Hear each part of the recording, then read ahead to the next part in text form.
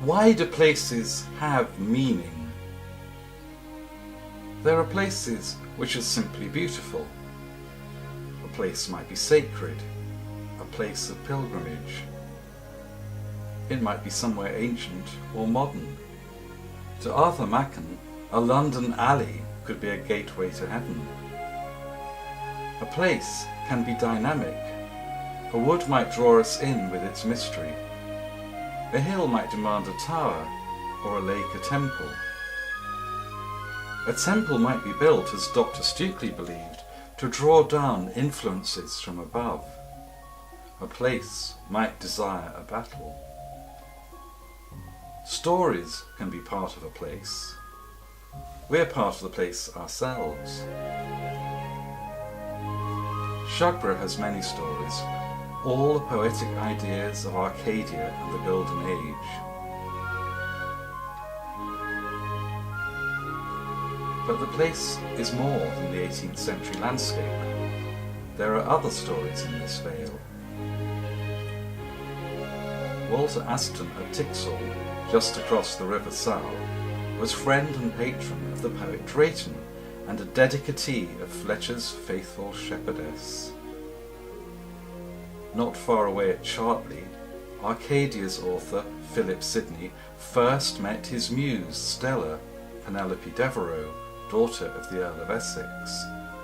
In the Great War, Tolkien walked from the grim camps on Cannock Chase through Shugborough, across the Essex Bridge, he called it the Bridge of Tavrobel, to stay with his wife in Great Haywood. Here he wrote his first tales. Shugborough is a particular kind of place, a landscape which seems to have meaning and which seems to attract stories. Something to do with the Golden Age, an earthly paradise.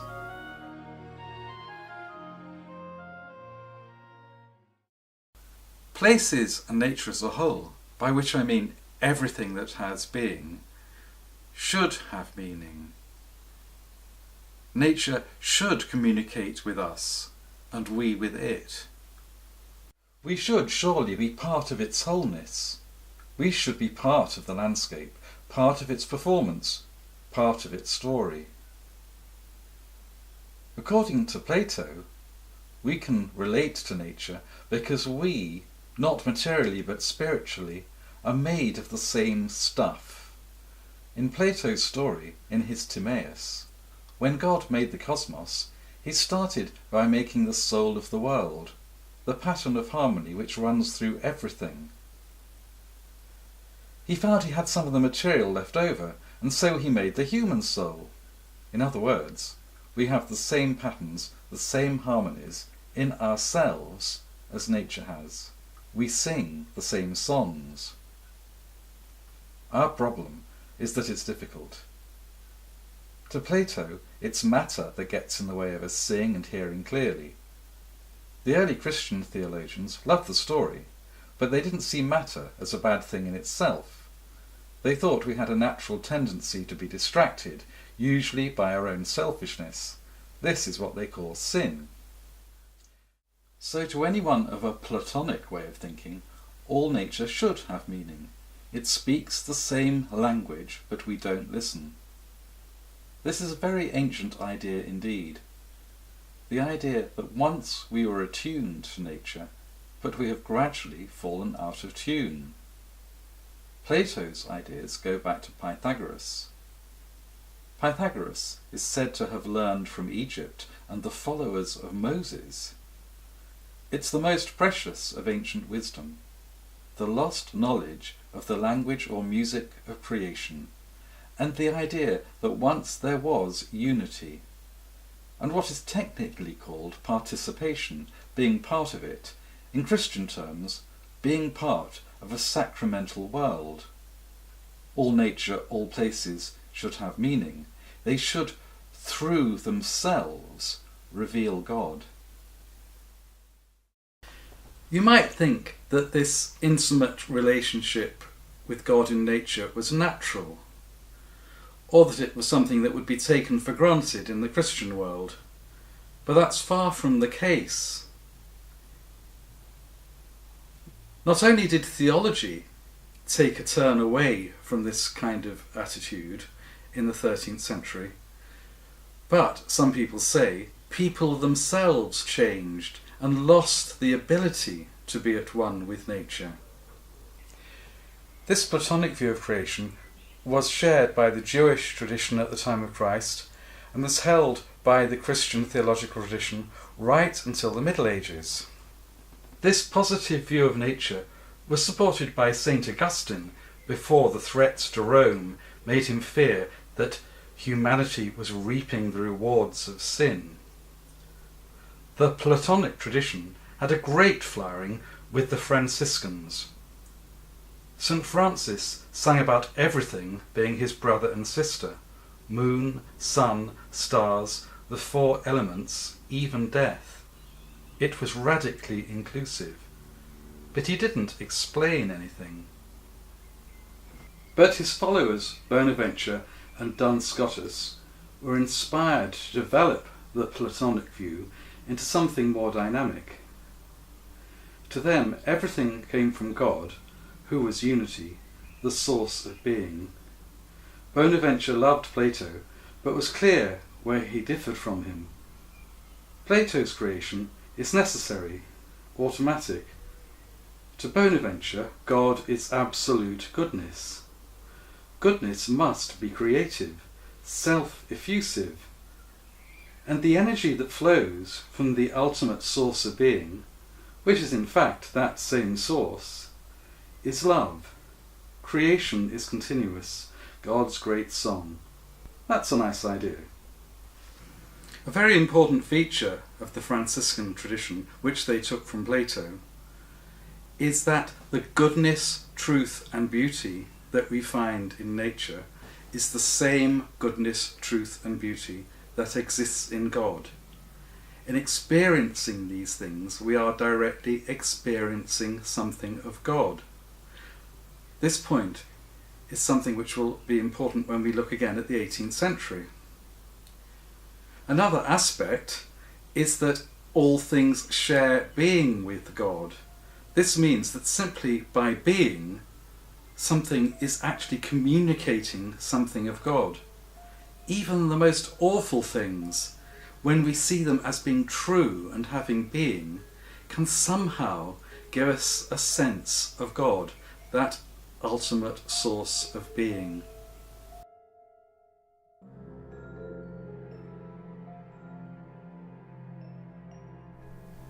Platonists sometimes thought that there was a plan or pattern for everything in the mind of God.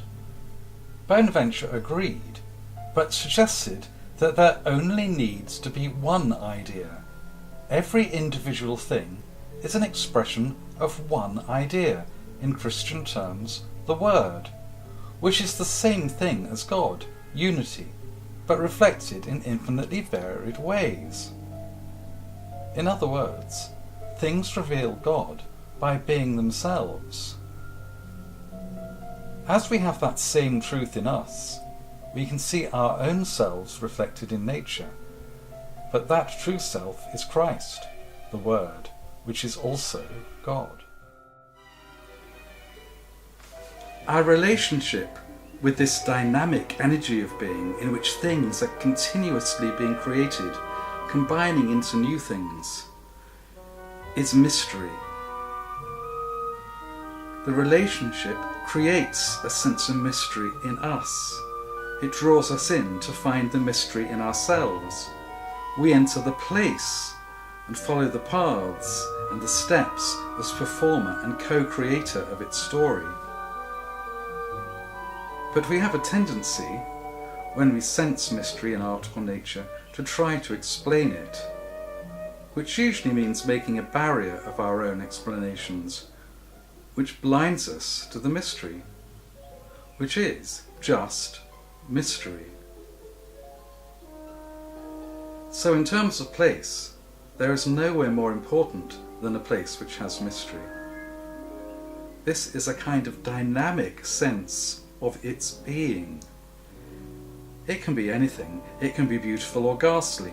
It can be a forest or a scene of desolation. Both these have being and show unity by being what they are.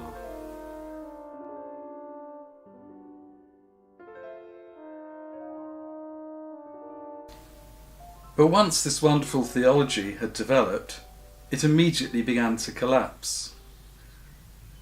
Perhaps it implied that we were somehow becoming too close to God.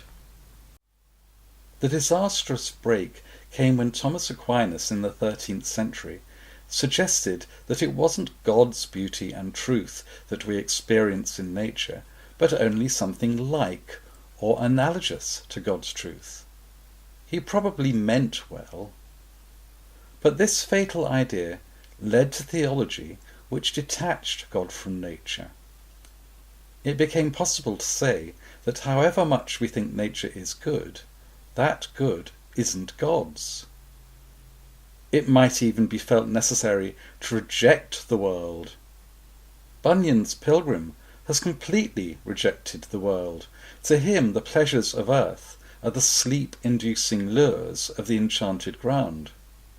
We're supposed to turn our back on this earth and travel to the heavenly city. Even worse, if God was detached from nature, it was possible to imagine a God who was beyond human reason, do unreasonable things, and who could be used to justify unreasonable actions by people in the name of God. This idea was impossible for the Platonic Christian way of thinking. Some people say that this was the invention of the God that atheists don't believe in. The Franciscans and their positive views faded into the background. There were a few revivals, some remarkable writers in 17th century England. By the 18th century, God was completely detached from a mechanical universe which followed Newton's laws, or perhaps even more misleadingly, could only influence this world supernaturally. This was quite different from the old view where God was revealed through things being what they actually were.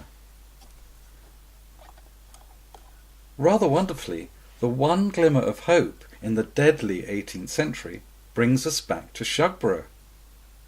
This is why those few people who tried to revive Platonic thinking and interest in ancient Greece in the mid-18th century were so extraordinary.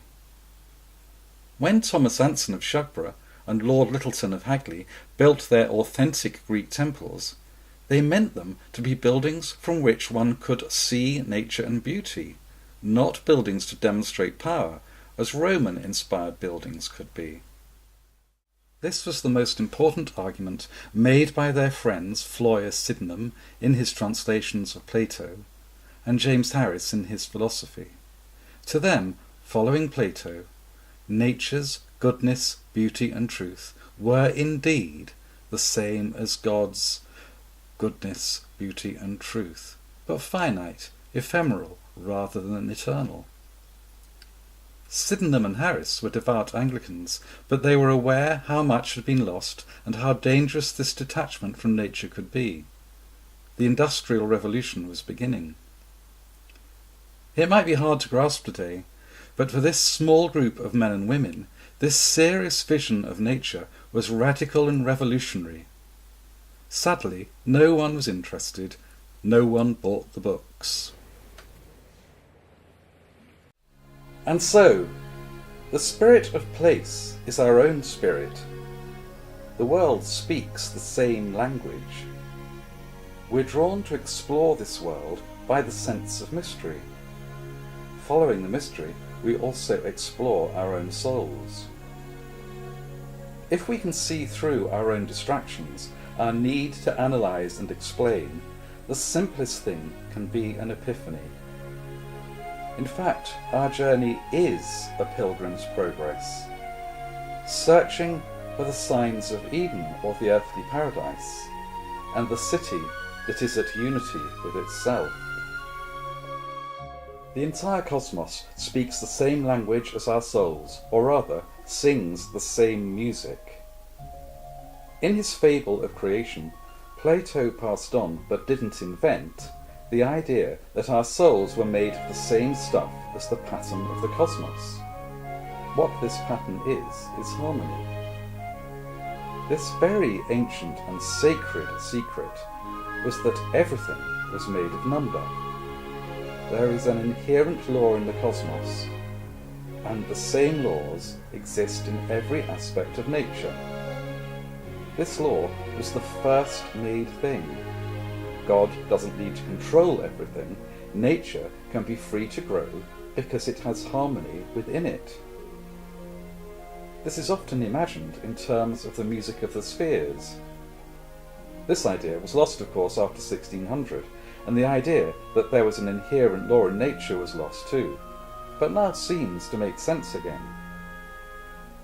The ancient vision saw the planets as the signs of this harmony moving in the universe. In a mysterious way, the planets, including Sun and Moon, seem to move according to mathematical harmonic proportions. We know this isn't true. The Earth is just one small planet in an expanding universe. But that ancient image of the cosmos is still true because it's an image of harmony, the law in everything. Harmony showed how many sounds could derive from one, as all things come from unity, or God. But this view of harmony suggested also that there were certain qualities in everything, which the planets seemed to reflect.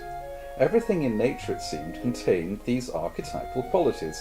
Everything was a combination of solar, lunar, martial, jovial, and so on. All things on Earth were woven from these colours. It's possible to believe that this is also still true, as harmony is still true. Earth, which meant the entire material world, had no harmony of its own. It had music made of all harmonies. Each planet was a musical mode with its own quality, and each had a muse.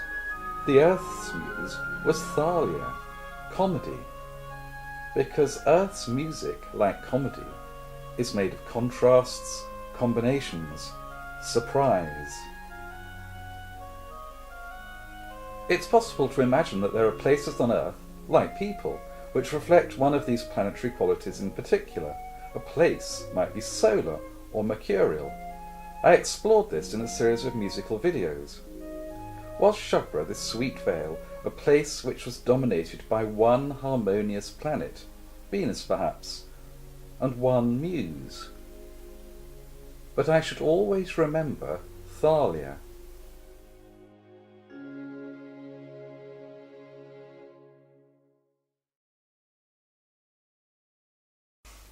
It's always good to be proved wrong about something. It opens up whole new vistas for exploration. Can be rather annoying as well.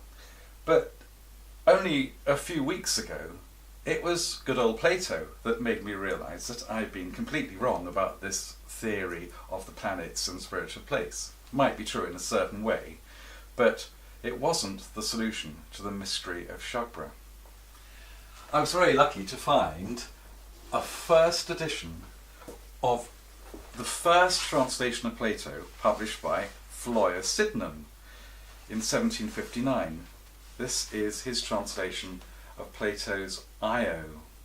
Floyer Sydenham was a student friend of James Harris, who was in turn a friend of Thomas Anson, and whose diaries are the main source of information of Thomas Anson of Shugborough's musical activities. Sydenham was always short of money. In fact, he died in a debtor's prison. But he published this translation of Io at the same time as Lord Lyttelton at Hagley and Thomas Anson were building their Doric temples. And this is, in fact, dedicated to George Lord Lyttelton. So, nothing could more fittingly belong to the world of that temple. The good thing about Sydenham is that he was a witty translator. He thought Plato was supposed to be funny. He has a very light touch. He's also very scholarly indeed. Unfortunately, he was completely forgotten. No one bought the books. And 40 years later, Thomas Taylor appropriated Sydenham's translations and added his own heavy-handed interpretations. But there's something in this translation of Io that I actually went and recorded myself reading at Shugborough, and it suddenly opened my eyes. The poets assure us that out of certain gardens and flowery vales belonging to the Muses, from fountains flowing there with honey, gathering the sweetness of their songs, they bring it to us like the bees, and in the same manner withal flying. Nor do they tell us any untruth.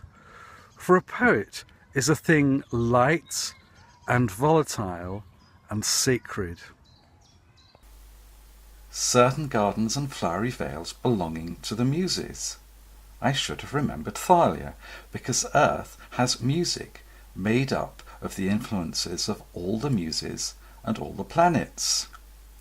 So, if I'm looking at the meaning behind a particular garden and flowery vale, I should be looking for a place that has the influences of all the Muses, all the planets in harmony. This is the flowery vale. As I've said, this place is more than the Shugborough estate. It's a vale bordered by the wilderness of Cannock Chase and the Hayward Cliffs with their sinister quarry, which might once have been a hermit's cave.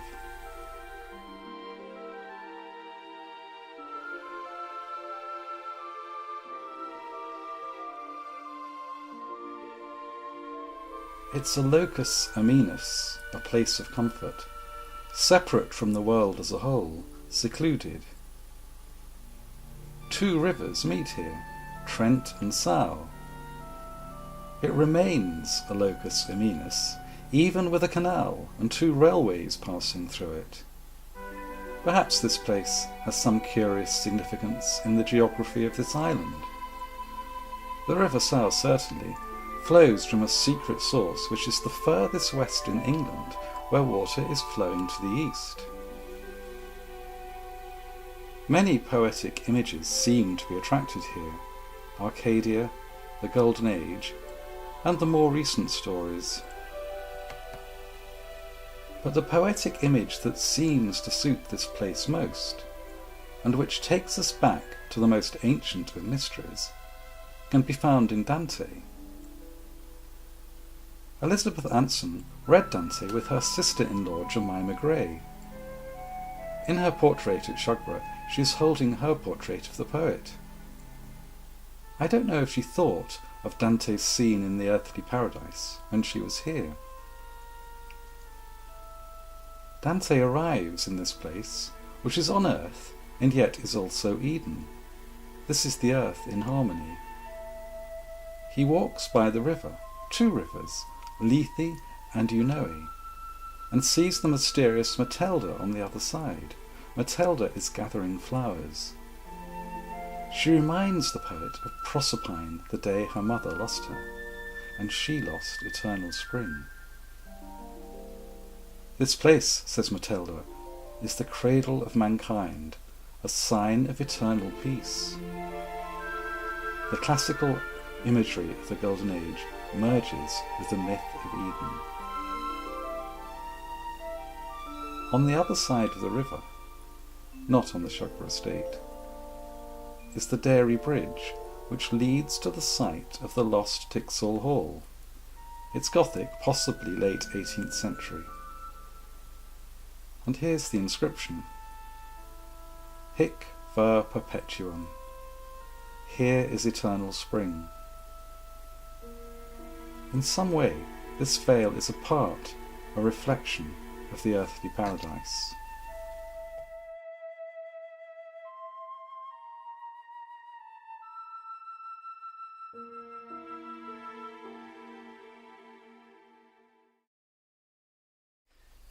Here all the themes of this film come together.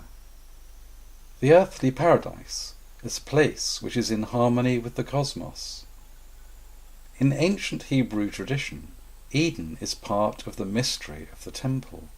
The Holy of Holies was a place which was, rather than simply represented, the pattern of creation, in which creation revealed its origin in the absolute unity of God. Eden was the world in harmony with that first pattern. The features of Eden were the features of the temple, the tree of life, the candlestick representing the cosmos, and the rivers which flow from this place. These are more than symbols.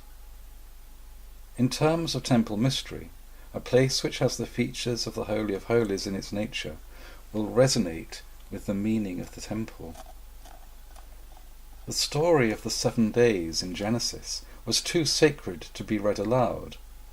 According to Philo, the contemporary of Jesus, it was about the creation of that pattern, which was the pattern of the cosmos. This image of the temple, which is the pattern of Eden, has the same roots as the imagery of the music of the spheres. According to Clement of Alexandria in the 2nd century, the great candlestick represented the order of the planets. This harmony was also the lady, who became known as wisdom, she who harmonizes, the inherent law in nature. Or her human counterpart, Mary, patron of earthly wisdom, the 7 liberal arts, represented at Chartres, with Pythagoras listening to the mathematical sources of harmony. The temple, the heavenly city, the garden, are all images of the pattern of creation and its origin in absolute unity. The same symbols, tree and river, link all 3 visions of the divine harmony. This mystery flows through many religious traditions. I am sure that the key to the Holy of Holies was the same knowledge of the inherent law in nature that inspired Pythagoras. This earthly paradise is a place where all the harmonies, planetary influences if you wish, are in balance. It is a place of peace, which means a state in which everything exists by being itself in community with everything else, as in a dance where all the varied steps combine to form one pattern. A place that has this sense of peace and unity may touch this ideal garden. And in the flowery vale of Shugborough, the natural features seem to resonate with this unity. An artificial creation, a sacred garden, can reflect this same peace. These places share the same goodness and beauty. They are, for a time, that pattern of harmony.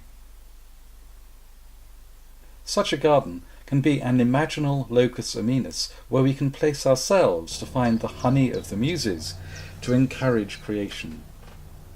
Plato's poets include composers, equally light and volatile and sacred. Composing, poetry or music, is a working with the language of creation, a study of combinations and structures, hoping to make new works which have the truth, goodness and beauty, which reveals unity.